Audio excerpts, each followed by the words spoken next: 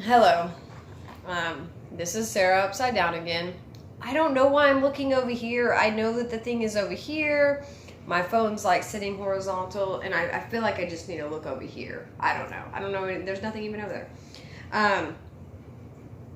So today's video is going to be about how deciding to do a minimalistic life, listening and like sort of honestly obsessing about the minimalists in my last house, and just deciding, I don't know, I needed a change in my life. We had moved a couple times, and I realized I needed to do something different. I don't even remember how I heard about them. Not really sure. I forget those details because I got obsessive with all the ways of how to be a minimalist.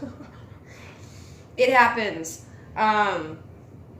So anyways, I went into doing, watching like videos from day one, or listening to podcasts from day one of the minimalists, and I was like, how do you do this or whatever. So my husband totally wasn't on board at first. I mean, he got on board because he realized it was actually good for us, but I was like, I need a change in my life, and I need to get rid of stuff, and I'm tired of that being something that like helps me, or like it's an instant gratification. So I'm just gonna like cut that off real quick, cold turkey, like cut off all that materialistic addictions or whatever that we have. Mine is really bad thrift shopping, and there's really positives about that, but like also just I needed to like take a break from all that. I don't know. I keep doing this. I'm so sorry. I don't know. Just I need to eat this whole. Hummus and bacon habanero pretzels. I'll wait to have some more because it's like one of those things like salsa. You start having one, it's like air, you're like not even getting filled up, and you're just like gonna eat it forever until all the chips are gone, or the hummus. Anyways, I'm gonna set this over here because I will eat it all. So I got into the, I'm still freaking looking over there. This is ridiculous. There's the lens. I don't know why it's so hard to focus on that. Wait, never mind. I do. I have a little ADHD with my Aspergers from being diagnosed so late, which I'm still working on my official diagnosis, and it is a pain in the butt. And it really doesn't help to hear other people, but it does, their diagnosis and like how difficult it was to get it. And I'm over here like, oh, it's just not going to be that difficult because they're just going to like have to listen to me. But anyways, so back to the minimalist thing. So I started listening to all the podcasts, and I was like, okay, I'm going all into this. So I immediately started doing like the packing party and getting rid of all these things and getting rid of clothes and shoes and blah, blah, blah, blah, blah. And just like everything, like every room, I went from room to room and was just like, all this stuff's got to go. All this stuff's got to go. I don't even know. I still have this. And then like, I was trying not to get rid of my husband's things because that was his to do. So I would like leave, whatever sections of things were his around the room or office and stuff like that. And it was just so freeing. Like there were some things where I just had to like, have a moment with it. It was like it was a person, and like I had to detach myself. When I found out, about having Aspergers, that sometimes we have things that we are really attached to. And so I would get rid of something, and then days later, I'd be like, well, I'm not going to get rid of this yet, but I'll get rid of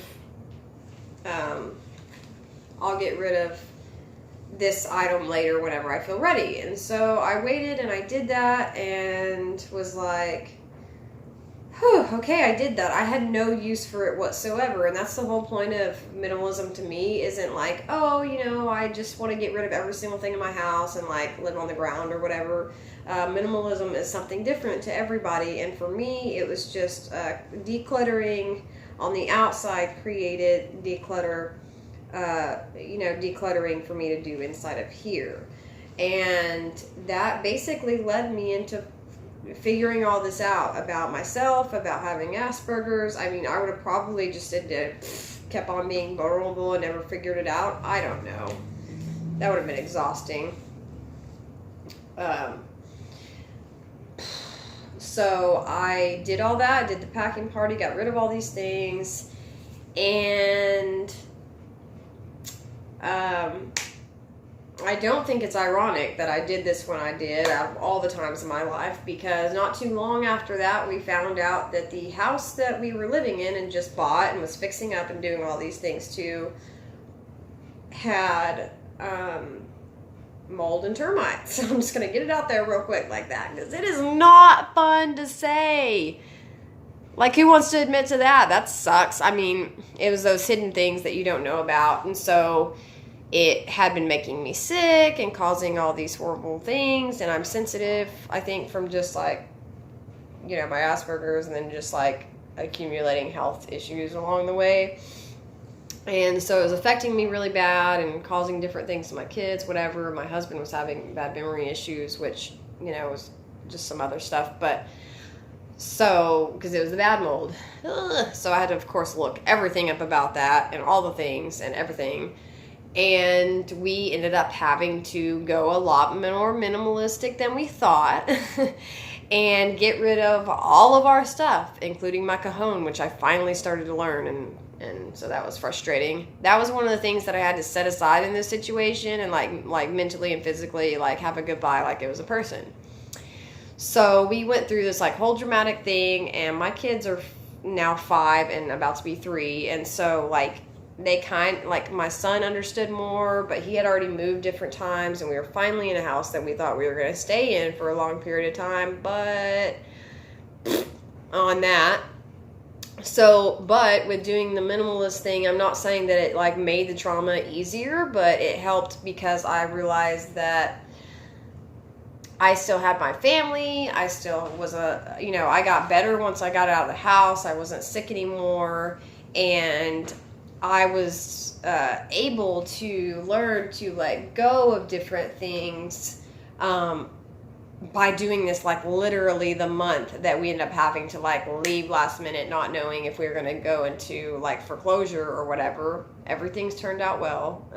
I mean, I believe that, you know, I was being watched over and everything was provided. So, and that was the first time I really like had faith in that was all going to work out. But it was still really hard because the routines changed all of a sudden. Everything was just going out of freaking whack. And I was like, why in the heck do I feel this way whenever I have to change? I mean, I moved my entire life as a kid, so I just thought I was an expert at moving or something. No, it was like changing routine a million times. No wonder I couldn't function or like do anything I felt right or whatever. But so anyways, the minimalism thing helped us go through that whole trauma and helped us to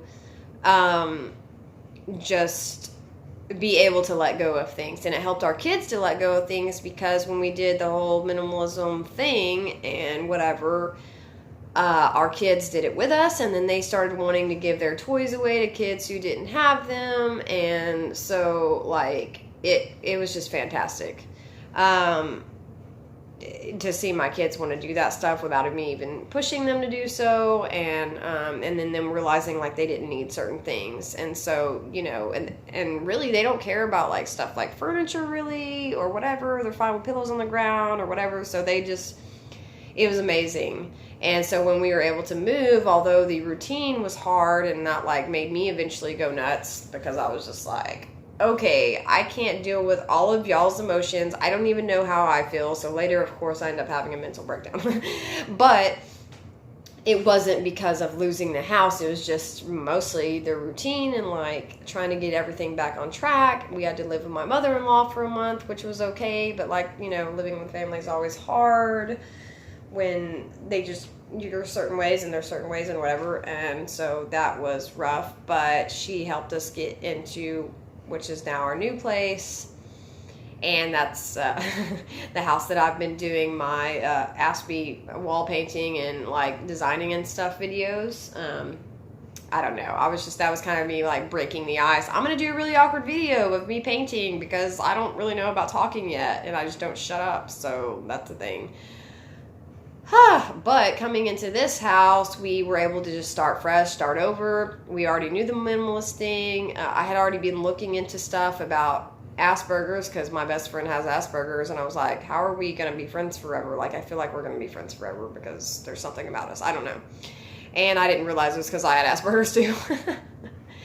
And so, anyway, so we came into this house and we were able to just sort of like do the things that we wanted to do with the other, which was the basic stuff like painting and floors and whatever. And I had looked up a bazillion, 100 million, I don't know, I've watched every single type of like Asperger person online, male, female, UK, US, I don't know, everywhere. It's kind of insane. I had like extreme special interest towards it. And I had also been working towards like missions and stuff like that through my church, and just you know, it helped me kind of like just realize all this stuff about like how I've always been naturally multicultural and whatever, and then just all the research that I did on it. And so now here I can kind of create this structure and have this minimalist thing. There's less dishes. I can function better because I'm not like saving all this stuff. I mean, I still have like the different stuff I like to collect. I have my craft area, which, you know, I have a lot of stuff that I'll add up quick with that, and doing my origami jewelry and things like that. But I just went somewhere else, guys. Hello. Anyways, so yeah, so I just was able to come straight in here, and even though things were still difficult, my kids' schedules were messed up, things were chaotic with that, I was able to come in here and create that structure, that minimalism, you know, just clean, sleek, like, but still add my, you know, my designing to it, and, you know, patterns and things like that I like, and like sort of the multicultural. So now I kind of have this like Scandinavian sort of like Japanese mountain type thing. Ooh, that looks cool. And it's very easy for me to function within it. So I don't know how many of you Aspies have trouble like functioning. Like, I still can't look at the freaking lens. I'm like, I gotta practice. This is gonna be a practice thing. But I don't know how many of you struggle with functioning, but I, as someone being a late diagnosis, I think that's how you say that, had to create all this structure my entire life because I moved so much as a child. Things were very dysfunctional, and so I had to like set up my room a certain way every time we moved somewhere. And so I kind of became a professional at masking and also organizing and looking super OCD because I, turns out, just needed that structure, and there was so much non-structure. So I, you know, really should like go into a business for this. But the best thing, and one of the best things that has ever happened to me, and helped me through a traumatic experience, and helped me get through like, you know, thinking I was going to have this home and we were going to was doing the steps to become more minimalistic. It helps you to like not care so much about these like material items. It helps you to like have better functioning because you can find stuff easier. You don't have so much crap.